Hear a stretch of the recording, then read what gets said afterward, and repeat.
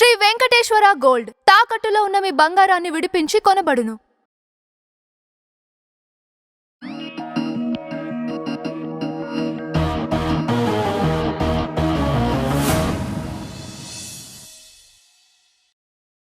నమస్తే, welcome to our channel. ఈరోజు వచ్చేసి మన ముందు అడ్వకేట్ బాలా గారు ఉన్నారు. ఆయనతో మనం మాట్లాడేది.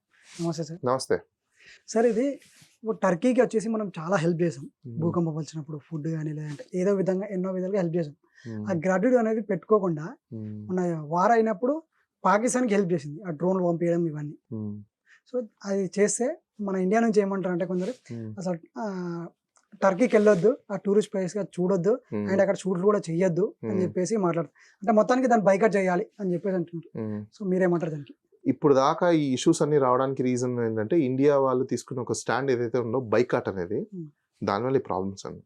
ఇప్పుడు మనం అందరినీ బైకాట్ అని అనుకుంటాం, వరల్డ్ మొత్తం మనల్ని బైకాట్ చేసే పరిస్థితి ఏంది? ఒకసారి ఆలోచించండి మీరు. నువ్వు ఎంత ఫూలిష్ మైండ్ సెట్స్ లోకి మనం వెళ్ళిపోతున్నాం.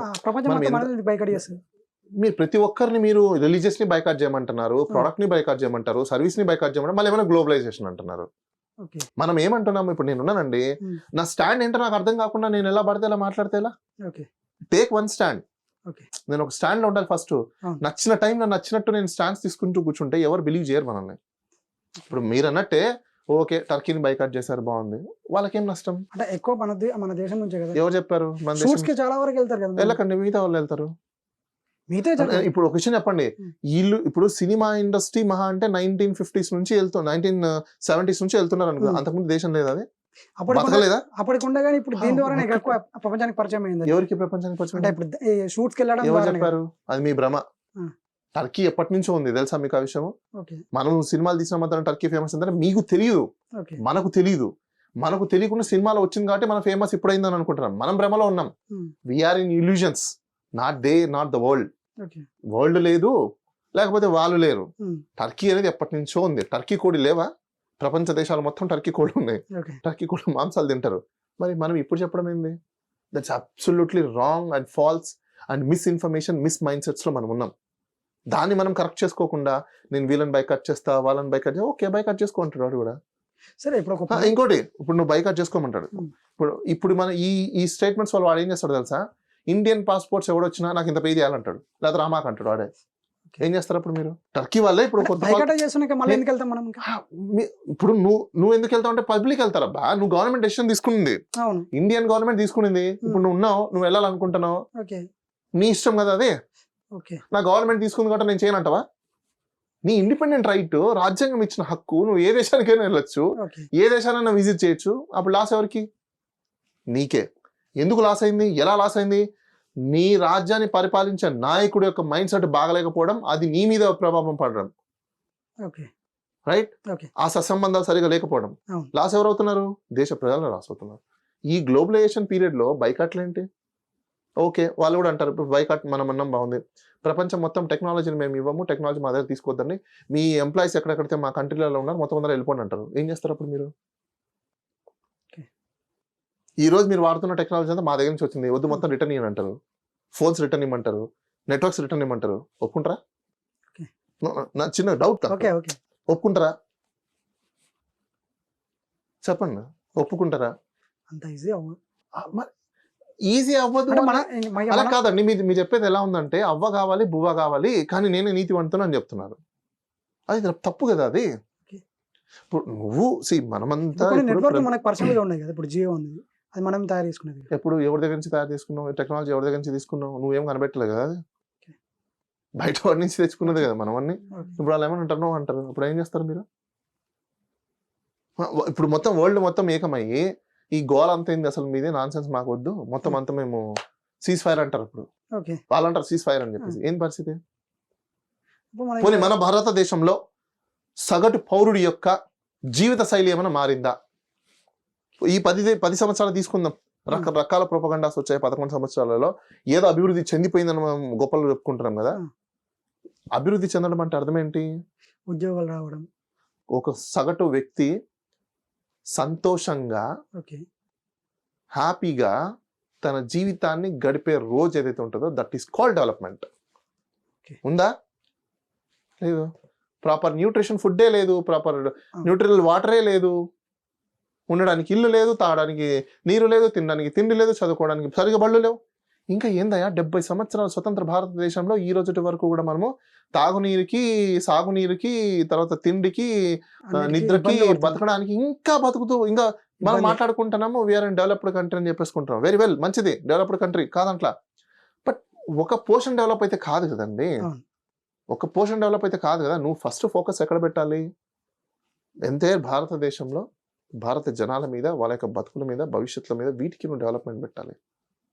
అది పక్కన పెట్టేసి నువ్వు ఈలను బ్యాన్ చేస్తా, ఓకే చేసుకో అంటాడు వాడు. ఏమవుతుంది ఇప్పుడు? చేసుకో అంటాడు. ఏం ఓకే చేశారు అనుకుందామండి, మాక్సిమం ఏమవుతుంది? వాళ్ళ కొంత పోర్షన్ ఆఫ్ ఇన్కమ్ పోయిద్ది. ఓకే ఓకే, వాళ్ళు ఓకే అనుకుంటారు. మీకు వచ్చింది ఏంటి అప్పుడు చెప్పండి నాకు. మన కంట్రీకి ఏమొచ్చింది? వెరీ వెల్, బ్యాన్ చేశారు, బాగుంది. ప్రాక్టికల్ గా మాట్లాడుకుంటాం. రావద్దన్నారు, బాగుంది. వాళ్ళు కూడా పౌరుషాన్ని తీసుకొని ఇండియన్ వాళ్ళు ఎవరైనా వస్తే పాస్పోర్టు $1,00,000 పే చేయాలంటారు. అయిపోయా. నీ పొరపాటున ఒక పరిస్థితికి పోవాల్సి వచ్చింది అనుకోండి, తప్పక ఎవరో ఒక వ్యక్తి పోవాల్సి వచ్చింది అనుకోండి, వాళ్ళు $1,00,000 పే చేయాలి. Simple as that.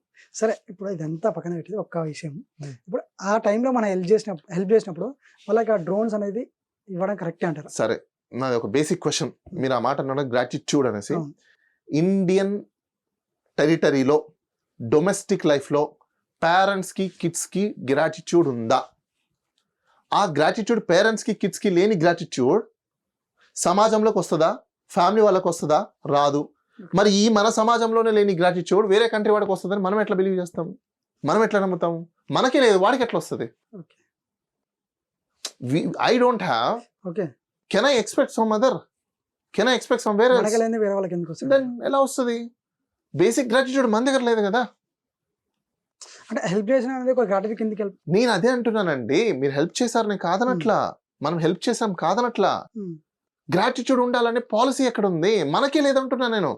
కన్న తల్లి తండ్రి పిల్లలకే, డొమెస్టిక్ లైఫ్ లో ఫ్యామిలీకే, రాజ్యంలో ఉన్న రాజ్యాలకే, దేశంలో మనకే లేదు.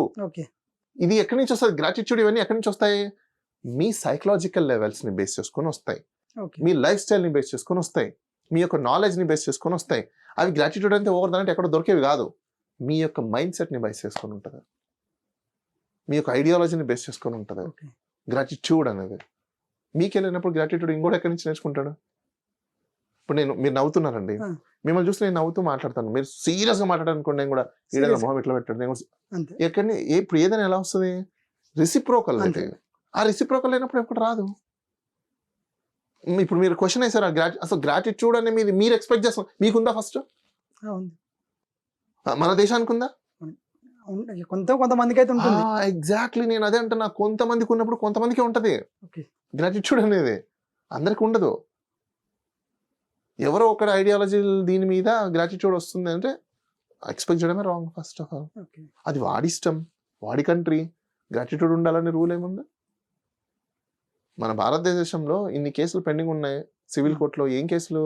తల్లిదండ్రుల మీద, అక్కల మీద, బావల మీద, అన్నల మీద, తమ్ముళ్ళ మీద, బంధువుల మీద, ఆస్తి గొడవ, భార్యాభర్తల మీద ఆస్తి గొడవలు ఇవే కదా ఉన్నాయి. మన గ్రాటిట్యూడ్ అక్కడ ఎందుకు లేదు? అయ్యో కన్నామే, అయ్యో మమ్మల్ని కన్నారే, అయ్యో మమ్మల్ని పెంచారే, అయ్యో మమ్మల్ని పెళ్లి చేసుకున్నారే, అయ్యో నాతో తోడబుట్టినాడే, ఎందుకు లేదు గ్రాటిట్యూడ్? ఇక్కడ మన దగ్గర సమాజంలో లేనప్పుడు ప్రతి సమాజంలో ఇదే జనాలే, ప్రతి సమాజంలో ఇదే మైండ్ సెట్టే, ప్రతి సమాజంలో ఇదే రాజకీయమే, ప్రతి సమాజంలో ఇదే పరిపాలించే పరిపాలకులు. Nothing will happen. Thank you.